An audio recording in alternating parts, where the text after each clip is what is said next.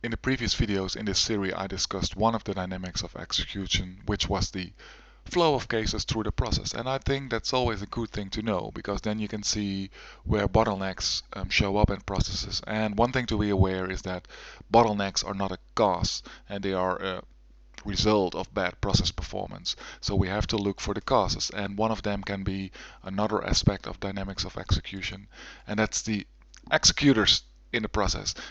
Many times when people model a process and they add roles, very good of course, then you know who is doing what, you don't see how many people can play that role. So that's the thing we have to be aware of, and when you think of that, it might give you some ideas what may cause the bad process performance. So model here, it doesn't have executors at all, and when you add them, you see swimming lanes, and this is a possibility. You can see that some work is done by the waitress, some done by the chef, and some by delivery. You see the handovers, and you always hear handovers, watch out, those are causes for bad process performance. That's where things can go wrong. And I think that can be when there's bad, not so good agreements on what we deliver to each other. But I think a bigger cause is when the executors are not in balance. So because things like this, swim lanes or models in general, don't tell us how many waiters do we have, how many chefs do we have, and is that imbalance. So that's the thing, in my opinion, we need to know to understand why a process isn't performing. So take a look at this model, and let's focus first on the register step. It's done by the waiters, is what it says. Okay, but assume there are 3 waitresses. Actually, that means that this step can be done 3 times in parallel. So by waiters 1, waiters 2, or waiters 3. And so when a customer orders a pizza, then actually there are 3 waitresses to pick it up. There are 3 possible ways to register. So it's some kind of parallel, because I added the amount of executors to it. You normally won't see this in models, but it makes clear that we got 3 waitresses to pick up the orders, and then of course we can continue with preparing the pizza by the chef. And that's our next focus, because what you see here, there are 3 steps done by the chef, and assume there's only one chef. That means that only one of these activities can be executed at the same time. And from this model, that's hard to see. And be aware, it's not my goal of this video to come up with a new way of modeling. It's only to explain that in models as we see them often, you don't see these kind of dynamics very well. So one way I sometimes do it is just creating one block with the work of the chef, and this means, in my opinion, that there can only be one case at the same time in this block, and so that means that only one of the 3 steps can be executed at the same time. So that's how I would say, okay, this is what the chef is doing. Then we still got delivery, and assume there are two people who can do delivery. Then this is what it can look like. And same like waitress, only with 2 deliverers. So what I created here is a combination between the work and the amount of people who can do the work. And that can have big impact on the performance of a process.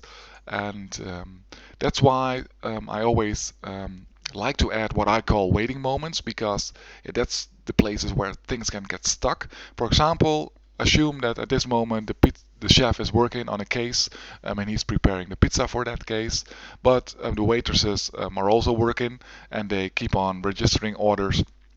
And then actually what happens, because we know the chef can only do one step at a time in this block, these cases here get stuck because they cannot be picked up by the chef.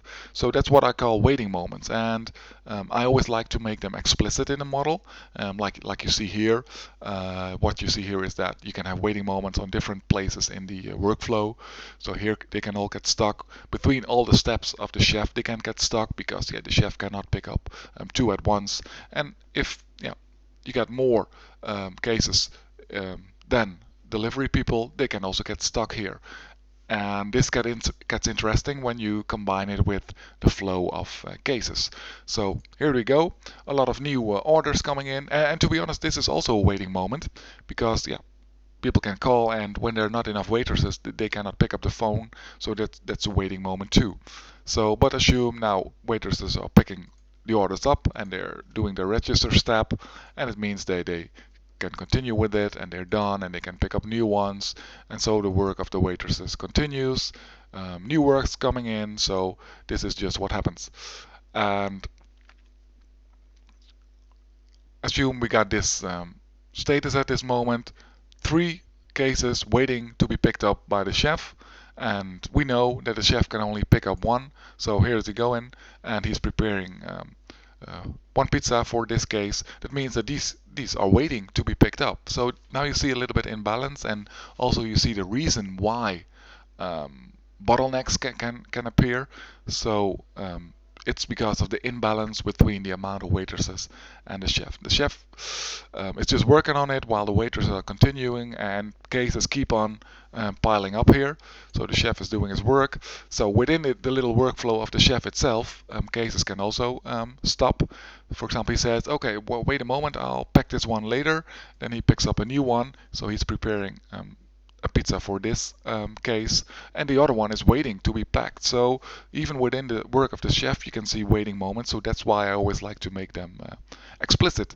And then we can continue. The chef has prepared this one. Now he's packing this one, and then it's ready for delivery. Can be picked up by delivery while the chef is continue working on this case, and delivery can do its job.